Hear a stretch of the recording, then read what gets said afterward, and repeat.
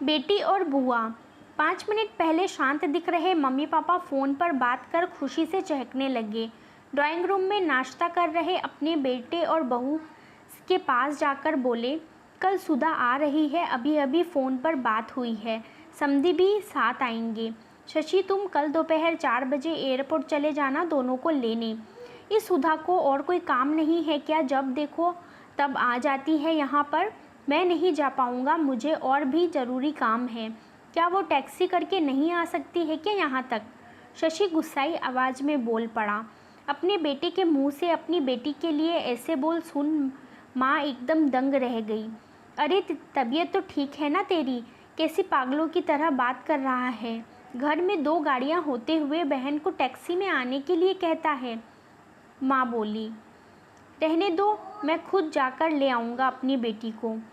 करने दो उसे अपना काम, अभी सुधा का बाप जिंदा है और मैं नहीं चाहता कि मेरे बेटी को उसके ससुराल वालों से ताने सुनने पड़े कि इकलौती बेटी होते हुए भी उसे लेने गाड़ी नहीं भेजी या उसके स्वागत में कोई कमी रह गई। पापा ने बेटे को अपनी नाराज़गी जताते हुए कहा, आप दोनों समझते नहीं हो मम्मी पापा। वो जब भी इस घर आती है तो सारी दिनचर्या बिगाड़ देती है। वो तो आराम से बैठी रहती है किसी महारानी की तरह।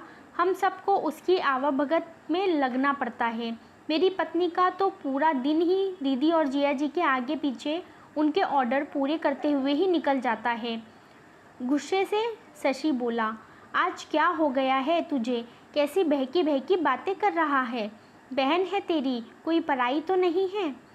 अब क्या है, उसका इस घर में शादी में दे दिया था ना हमने जितना देना था, फिर क्यों चली आती है बार बार यहाँ पर?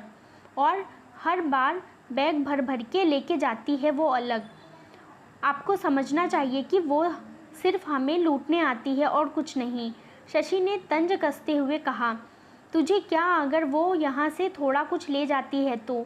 ये सब मेरी मेहनत की कमाई है और मैं जो चाहूँ करूँ। चाहूँ तो पूरा सुधा को दे दूँ। पापा गुस्से से लगभग कांपते हुए बोले। अब शशि अपनी आवाज़ धीमी करते हुए बोला, मैं कहाँ कुछ नई बात कर रहा हूँ मम्मी पापा, मैं तो वही बोल रहा हूँ जो मैंने बरसों से बुआ के साथ होते हुए देखा है।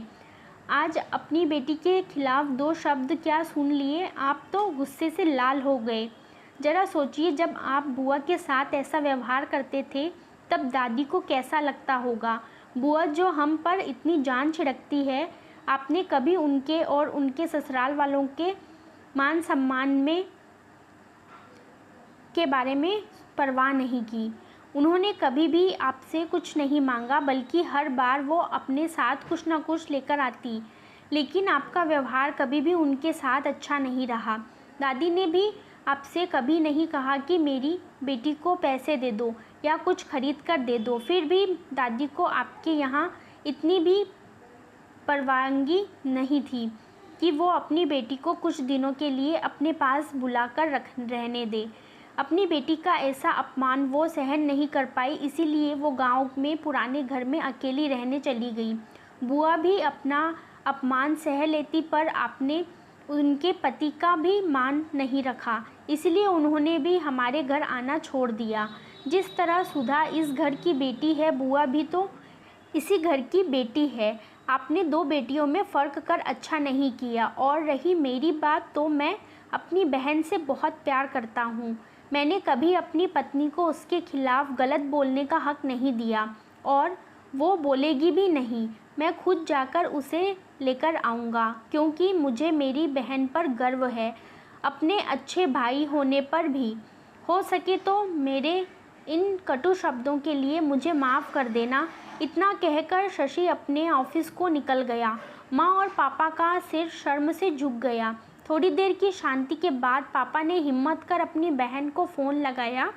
बहन के फ़ोन उठाते ही वो फूट फूट कर रो पड़े और बोले, दीदी हमें माफ़ कर दीजिए, हमने इतने साल आपके साथ जो भी दुर्व्यवहार किया उसके लिए हम सच में शर्मिंदा हैं। दीदी आपकी बहुत याद आ रही है, आप अपने घर आ जाइए हमसे मिलने। अगर आप कहें तो मैं आ जाता हूँ आपको लेने। दूसरी तरफ दीदी भी रो रही थी। वो भाई के इस थोड़े से ही शब्दों से पिघल गई थी। वो बोली, मैं तुमसे नाराज़ नहीं हूँ भैया, मैं जिया जी को सारी बात बताकर ज़रूर आऊँगी।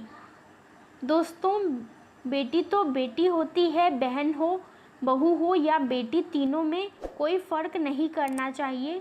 इन्हीं से घर की शोभा होती है और इन्हीं से घर खुशियों से भरा रहता है।